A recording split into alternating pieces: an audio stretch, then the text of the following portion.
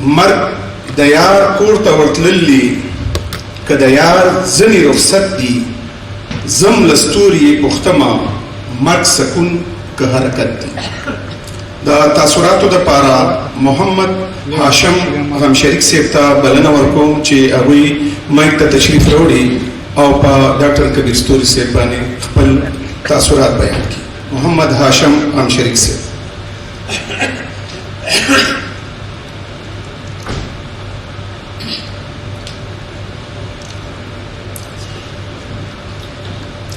بسم الله الرحمن الرحیم. د خاغلو منلو مشرانو او ماته مخامخ ناستو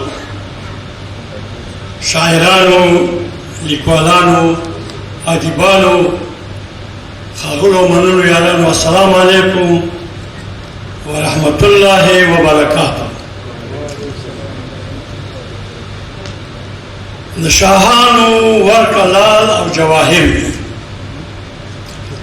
د شاهانو ورکه لال او جواهر وي، خو د قلم د خاوندانو د زړه ویني. درنو پتمنو حاضرینو، نن مونږ او تاسې د یو ستوري د نماز غونډې په ویاړ راټول شوي یو. د هغې متعلق څه ویل غواړو او خپل تاثرات ښکاره کول غواړو. جو دانې غوندې یو لال پکې پیدا شي، جو دانې غوندې یو لال پکې پیدا شي، خو نور همه واړه د تورو کاڼو غر شي.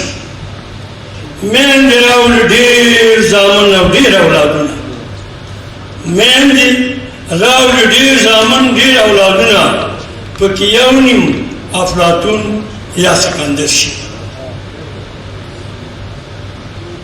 انسانان ټول یو رقم نه دي، په خوی کې، په عادت کې، په علم کې، په تفکر کې خامخا تفاوت موجود دی.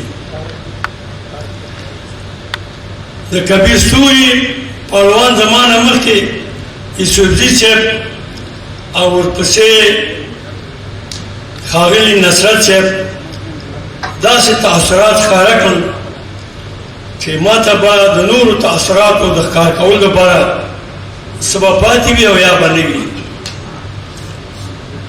خو دلته مخامخ هم لیکل شوي دي چې د یو نومیالي شاعر، لیکوال او سیاستوال نمانځ غونډه. یو سړی چې دومره ستر شخصیت شي او هرارخیز شخصیت شي، شاعر ترې جوړ شي، لیکوال ترې جوړ شي او بیا سیاستوال ترې جوړ شي او ورسره ډاکټر هم وي، دا په ذات خپل کې د ده عالي جنابي ده او د ده شخصیت سترتیا او پیاوړتیا ده. شاعري هم څه اسانه کار نه دی، هر څوک شاعر کېدلی نه شي، او شاعري د زور او د زحمت خبره نه ده، تر څو چې د ده په وجود کې هغه ذاتي او فطري او خدایي استعداد او تومنه نه وي. ولې پخواني په زحمت او په علم دا ښایست پیدا کوي، رنګین کېږي، پیاوړی کېږي، محبوب کېږي، د خلکو زړونو ته ورننوځي. او لیکوالي هم څه اسانه خبره نه ده. خو دا اوس شاعر یم، زه حیران یم چې د ده په شعر باندې خپل تاثرات څرګند کړم، یا د ده په لیکوالۍ یو څه ووایم، او یا د ده په سیاستوالۍ باندې او په سیاست خبرې وکړم. دا درې واړه مسایل درانه دي او پاخه دي او وخت هم غواړي او ته ځانګړی قوت هم غواړي. خو چې دا ټول راجمع کړي، کبیر ستوری د تاریخي ویاړلي او سرلوړي افغانستان د 34 ولایتونو څخه په شرقي ولایتونو یعنې د کونړ په ولایت کې او بیا د کونړ په ولایت کې د خاص کونړ د ولسوالۍ په غېږه کې زیږېدلی انسان دی. د علم او پوهې په ګاڼو ښایسته شو. کبیر سوری واقعا شاعر و، خو شاعري د خلکو دپاره وه، د هغه شاعري د وطن دپاره وه، د هغه شاعري او لیکوالي د پښتو او پښتونولۍ دپاره وه، د هغه شاعري او لیکوالي د پښتون قام د لوړېدو، بیدارېدو، د غوړېدو او منزل ته د رسېدو دپاره وه. هغه فریادونه درلودل، شعرونه یې درلودل، فکرونه یې درلودل، خو دا ټول د خلکو او وطن دپاره وه. موږ ته هغه څوک ښاغلی دی، موږ ته هغه څوک منلی دی چې د هغه فکر د قام دپاره وي، دغه حالې ځلې د قام دپاره وي، هغه خپل خیر د قام په خیر کې لټوي، هغه خپل ژوند د قوم په ژوند کې لټوي، او هغه خپلې ګټې او خپلې لوړتیاوې د قام او وطن په لوړتیا کې ګټوي. موږ ځان پرسته انسانان اوس هم خلک نه ستایي، پرون کم ارزښت او درنښت یې نه درلود او سبا ته به هم د کم ارزښت او درنښت خاوندان نه وي. نو که څوک غواړي چې د ده د مرګ نه پس د ده نوم په ویاړ سره یاد شي، د ده د کارنامو ستاینه وشي، ده ته د احترام سرونه ټوټ شي، نو اوس دې د ځان سره فکر وکړي، ګریوان ته دې سر ښکته کړي، ځان دې د ولس خدمتګار کړي، ځان دې د ولس بچی کړي، او وی ولس جانان کا چې د ټول ولس جانان جانان شي. نو کبیر ستوری په دغه مواردو کې او په دغه اوصافو کې د هر چا نه مخکې تللی و. نو ځکه د هغه د لمانځ غونډه په ډېر درنښت یادېږي. زه لازم ګڼم چې د هغه د عزتمن زوی ډاکټر بشیر بیدار سوري او د افغان کلتوري ټولنې نه د زړه کومې مننه وکړم چې د داسې یو مهم کار دپاره یې د همت ملا تړلې ده، فکرونه یې سره یوځای کړي دي او بالاخره په دې کامیاب شوي دي چې دغسې یوه درنه غونډه د یو دروند پښتون په یاد باندې جوړه کړي.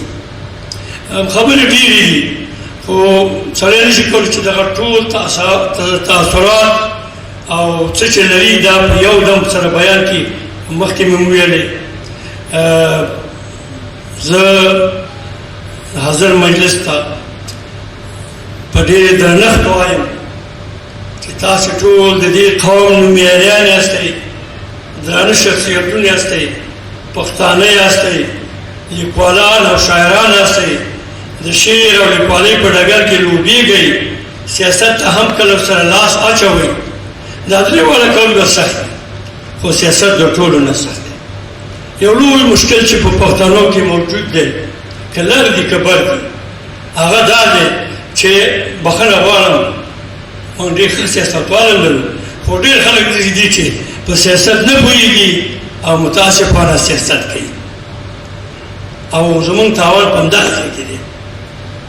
زمونږ ګران وطن د افغانستان خبره درته کوم، خاونده حال مې د مجنون شو، خاونده حال مې د مجنون شو، او چې لا اله وایم لا اله خولې ته راځي نه. په موږ داسې څه راغلي دي چې موږ د خبرې لاندې مو وطن باید وي او د خبرې باندې مو وطن وي. وطن نه شو هېرولی، د وطن بچیان په وطن کې مخاپورې ګرځي. زمونږ عزت د وطن په عزت کې دی، زمونږ سرلوړي د وطن په سرلوړي کې ده، زمونږ خوشحالي د وطن په خوشحالۍ کې ده. افغانستان ښاد یاد آباد سوله او امن پکې حاکم وي او د ترقۍ په لاره حرکتونه پکې موجود دي، نو د دې خیر ګاونډیانو ته هم رسېږي او نړیوالو ته هم رسېږي. خو بده مرغه چې څوک په سیاست نه پوهېږي او سیاست کوي، تاوان یې ملت ته رسېږي. خو یو زده کړه او بیا کوژده کړه. نو کبیر ستوري صاحب دا شاعري او لیکوالي خو پرېږده، خو د سیاست کې مو ننوتلی و، د سیاست په کار هم پوهېده او په دې کار کې هم ښه لوبېدلی دی. هغه چا چې د هغه سره ژوند کړی وي یا د هغه په ژوند څه مطالعه لري، هغه ته دا خبره ډېره ښه څرګندېږي چې هغه په سیاست هم پوهېده. هغه په پټو سترګو په سیاست کې نه و ورګډ شوی او د حافظانو غوندې د چا پسې په پټو سترګو هم نه ده. هر لحاظ مونږ وایو چې په نړۍ د د نومیالو دي دا دوه کاره په نړۍ د نومیالو دي دا دوه کاره یا به وخوري ککرۍ خو یا به کامران شي خدای دې موږ او تاسو ته داسې ژوند راکړي چې هغه د کامرانۍ ژوند وي او د ننګیالیتوب ژوند وي او په هسکه غاړه خپلو خلکو ته ودرېږو په هسکه غاړه د خلکو خدمت وکړو او په هسکه غاړه په تاریخ کې ځان ته ځای پیدا او د تاریخ په پاڼو کې ننوتل هېڅکله ساده خبره نه ده ایمانداري غواړي شجاعت غواړي فداکاري غواړي راستکاري غواړي صداقت غواړي په دروغو هېڅ کار نه کېږي په دروغو هېڅ کار نه پوته شوی ناکار د چا سم شوی او نه موړ شوی کله تږی په تش جام دی چې په خوله هر څه وایي او هېڅ نه کا نو طبیبان یې که روغ بولي هم سرساب دي موږ د کبیر ستوري روح ته بس درود استوو د هغه لپاره مغفرت غواړو او غواړو چې خدایه لر دی او کبر دی دا خلک د افغانان سره یو موټی یو لاس او په یو ټغر یې راټول کړي او په دنیا کې د سیالانو سره سیال کړي او هغه ژوند ورکړي چې هغه د ترقۍ د سرلوړۍ او د نیکنامۍ نه ډک وي مننه تشکر